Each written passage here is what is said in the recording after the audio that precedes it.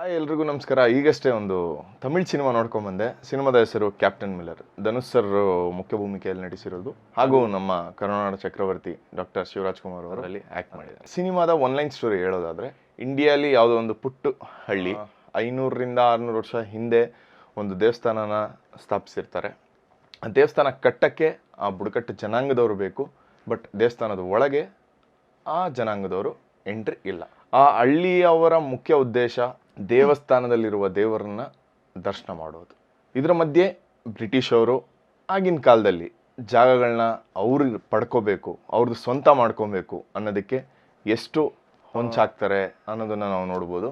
And ಆ ಜಾಗದಲ್ಲಿ ವಾಸವಾಗಿರುವಂತಹ ಜನ, ಆ ಜಾಗ ಅವರು ಹುಟ್ಟಿ ಬೆಳೆದಿರುವಂಥದ್ದು, ಆ ಜಾಗನ ಬೇರೆ ಯಾರಿಗೂ ಬಿಟ್ಕೊಡಲ್ಲ, ಆ ಜಾಗಕ್ಕೋಸ್ಕರ ಯಾವ ರೀತಿ ಹೋರಾಟ ಮಾಡ್ತಾರೆ ಅನ್ನೋದು ಈ ಸಿನಿಮಾದ ಒನ್ಲೈನ್ ಸ್ಟೋರಿ.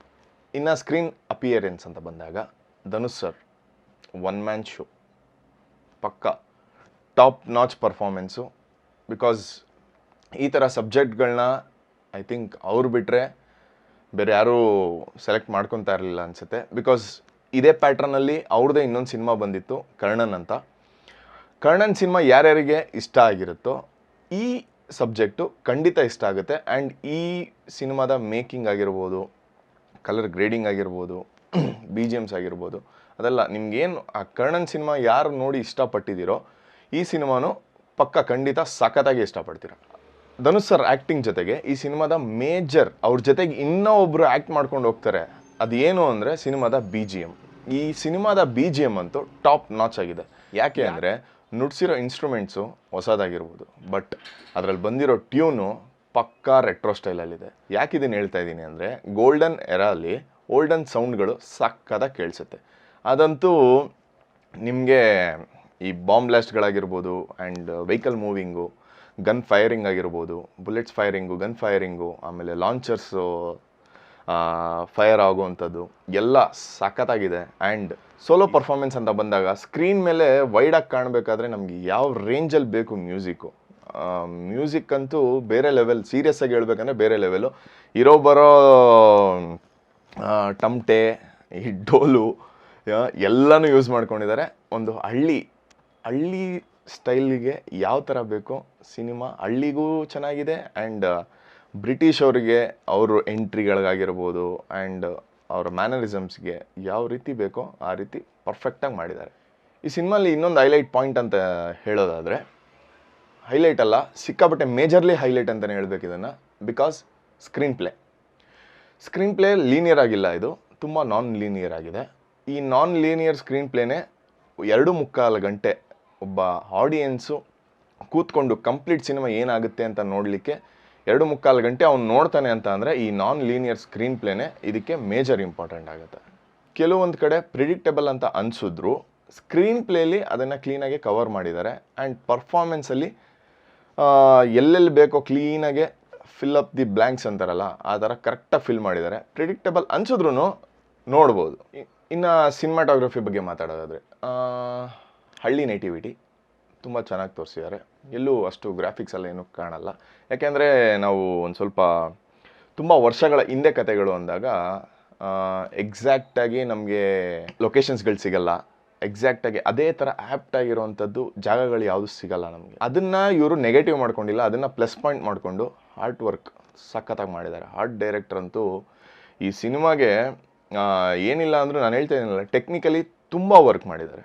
ಸಿನಿಮಾಗೆ ಮೇಜರ್ ಥಿಂಗ್ ಇರೋದೇ ಟೆಕ್ನಿಕಲಿ. ಆ ಟೆಕ್ನಿಕಲಿ ಎಷ್ಟು ಮೂವ್ ಮಾಡಿದಾರೋ ಅದನ್ನು ಸ್ಕ್ರೀನ್ ಮೇಲೆ ಧನುಷ್ ಸರ್ ಆಗಿರ್ಬೋದು, ಶಿವಣ್ಣ ಅವರಾಗಿರ್ಬೋದು, ಇನ್ನು ಮಿಕ್ಕಿದ ಎಲ್ಲ ಪಾತ್ರಧಾರಿಗಳನ್ನು ಸಖತ್ತಾಗಿ ಜೀವ ತುಂಬಿದ್ದಾರೆ.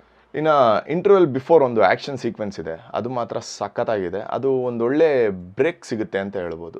ಅಂದರೆ ನಿಮಗೆ ನೆಕ್ಸ್ಟ್ ಸೆಕೆಂಡ್ ಹಾಫ್ಗೆ ಒಂದೊಳ್ಳೆ ಬ್ರೇಕ್ ಅಂತಲೇ ಹೇಳ್ಬೋದು. ಬಿಕಾಸ್ ಆ್ಯಕ್ಷನ್ ಸೀಕ್ವೆನ್ಸು ಹತ್ತತ್ರ ಅಂದರೆ ಒಂದು 10 ನಿಮಿಷದ ಮೇಲಿದೆ. 10 ನಿಮಿಷಕ್ಕೂ ನೋಡ್ಬೋದು ಆ ಹಳ್ಳಿ ಲೊಕ್ಯಾಲಿಟಿಲಿ ಆ ಗಾಡಿಗಳಾಗಿರ್ಬೋದು, ಇವ್ರು ಮಾಡೋ ಫೈರಿಂಗ್ ಆಗಿರ್ಬೋದು, ಆ ಚೇಸಿಂಗ್ ಆಗಿರ್ಬೋದು, ಎಲ್ಲ ಒಂಥರ ಪಿಕ್ಚರೈಸೇಷನ್ ತುಂಬ ಚೆನ್ನಾಗಿ ಮಾಡಿದ್ದಾರೆ ಅದನ್ನು. ಸೊ ಇಂಟರ್ವೆಲ್ ಸೀನ್ ತುಂಬ ಚೆನ್ನಾಗಿ ಬಂದಿದೆ. ಆ್ಯಕ್ಚುಲಿ ಈ ಸಿನಿಮಾಲಿ ಧನುಷ್ ಸರ್ನ ತುಂಬ ಶೇಡ್ಸಲ್ಲಿ ನೋಡ್ಬೋದು. ನಾನು ಕ್ಯಾಪ್ಟನ್ ಮಿಲ್ಲರ್ ನೋಡೋಕೆ ಹೋದೆ. ಆ್ಯಕ್ಚುಲಿ ಇವ್ರ ಆ್ಯಕ್ಟಿಂಗು, ಪರ್ಫಾರ್ಮೆನ್ಸು ಇದನ್ನೆಲ್ಲ ನೋಡಿಬಿಟ್ಟು ಕ್ಯಾಪ್ಟನ್ ಕಿಲ್ಲರ್ನ ನೋಡ್ಕೊಂಡು ಈಚೆ ಬಂದೆ ಅಂತ ಅನ್ನಿಸ್ತು ನನಗೆ.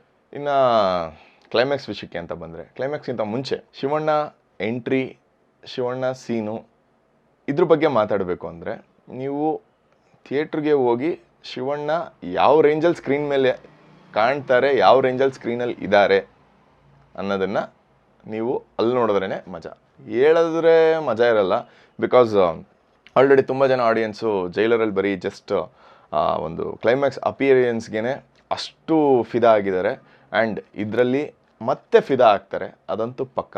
ಬಿಕಾಸ್ ಅವ್ರಿಗೆ ವೆಯ್ಟೇಜ್ ಸಿಕ್ಕಾಬಟ್ಟೆ ವೆಯ್ಟೇಜ್ ಕ್ಯಾರೆಕ್ಟರ್ ಇದೆ ಇದರಲ್ಲಿ. ಆ ವೆಯ್ಟೇಜ್ನ ಕ್ಲೈಮ್ಯಾಕ್ಸ್ ತನಕ ಹೋಲ್ಡ್ ಮಾಡಿ ಅವರು ಬರ್ತಾರಲ್ಲ, ಅದನ್ನು ಸ್ಕ್ರೀನ್ ಮೇಲೆ ನೋಡಿದ್ರೇ ಎಂಜಾಯ್ ಮಾಡೋಕ್ಕಾಗೋದು. ಅದರಲ್ಲೂ ನಾನು ಪರ್ಸ್ನಲಿ ಹೇಳ್ಬೇಕಂತ ಅಂದರೆ, ನಮ್ಮ ಕರುನಾಡ ಚಕ್ರವರ್ತಿ ಶಿವಣ್ಣನ ನೋಡೋಕೆ ಹೋಗಿ ಕ್ಯಾಪ್ಟನ್ ಮಿಲ್ಲರ್ ಸಿನಿಮಾಲಿ ಸ್ಕ್ರೀನ್ ಮೇಲಿರೋ ಶಿವಣ್ಣನ ನೋಡಿ ನಾನೇ ಆ್ಯಕ್ಚುಲಿ ಕಳೆದೋದೆ. ಕ್ಲೈಮ್ಯಾಕ್ಸ್ ವಿಷಯಕ್ಕೆ ಅಂತ ಬಂದಾಗ ನೆಕ್ಸ್ಟ್ ಸೀಕ್ವೆಲ್ಗೆ ಒಳ್ಳೆ ಲೀಡ್ ಕೊಟ್ಟು ಒಂದು ಸಖತ್ತಾಗಿರೋ ವೈಬ್ ಕ್ರಿಯೇಟ್ ಮಾಡಿದ್ದಾರೆ ಅಂತ ಹೇಳ್ಬೋದು. ಬಿಕಾಸ್ ಎಲ್ಲ ಕ್ಯಾರೆಕ್ಟರ್ಗಳು ಏನೋ ಒಂದು ಆಯಿತು, ಸೆಟಲ್ ಡೌನ್ ಆಯಿತು ಅಂತ ಅಂದ್ಕೊಂಡಾಗ ಎಲ್ಲೋ ಮುಳುಗೋಗಿರೋ ಕ್ಯಾರೆಕ್ಟರ್ಗಳು, ಅಂದರೆ ನಮಗೆ ನೆನಪೇ ಇರಲ್ಲ ಆ ಕ್ಯಾರೆಕ್ಟರ್ಗಳು ಎಲ್ಲಿವೆ ಇವೆಲ್ಲ ಅಂತ. ಆ ಕ್ಯಾರೆಕ್ಟ್ರು ಬಂದು ಒಂದು ಲೀಡ್ ಕೊಡುತ್ತಲ್ಲ ನಿಮಗೆ ನೆಕ್ಸ್ಟ್, ಅಂದರೆ ಕ್ಯಾಪ್ಟನ್ ಮಿಲ್ಲರ್ ಪಾರ್ಟ್ 2 ಬರುತ್ತೆ, ಅದ್ರ ಬಗ್ಗೆ ಹೇಳ್ತಾರೆ ನಾನು. ಈ ಪಾರ್ಟ್ ನೆಕ್ಸ್ಟ್ ಸೀಕ್ವೆಲ್. ಆ ಕ್ಯಾರೆಕ್ಟರ್ಗಳು ಬಂದು ಒಂದೊಳ್ಳೆ ಲೀಡು, ಅದ್ರ ಮಧ್ಯದಲ್ಲಿ ಈ ಸಿನಿಮಾ ಪೂರ್ತಿ ಓಡಾಡ್ತಾ ಇರೋ ಒಂದು ಕ್ಯಾರೆಕ್ಟ್ರು ಅಲ್ಲೆಲ್ಲೋ ಹೋಗಿ ಆ ಕ್ಯಾರೆಕ್ಟರ್ ಜೊತೆ ಜಾಯ್ನ್ ಆಗಿ ಅಲ್ಲಿಂದ ಒಂದು ಲೀಡ್ ಕೊಡುತ್ತಲ್ಲ, ಅದಂತೂ ಒಂಥರ ಒಳ್ಳೆ ಥಿಂಕಿಂಗ್ ಅಂತ ಹೇಳ್ಬೋದು ಡೈರೆಕ್ಟ್ರದು. ಆ್ಯಂಡ್ ಇದಿಷ್ಟು ನನಗನ್ಸಿದ್ದು. ನೀವು ಸಿನಿಮಾ ನೋಡಿದ್ರಾ, ಹೇಗನ್ನಿಸ್ತು ಕಮೆಂಟ್ ಮಾಡಿ. ಸಿನಿಮಾ ನೋಡಿಲ್ವಾ, ಯಾಕೆ ನೋಡಿಲ್ಲ ಕಮೆಂಟ್ ಮಾಡಿ. ಅಲ್ಲಿವರೆಗೂ ಟೇಕ್ ಕೇರ್, ಬಾಯ್.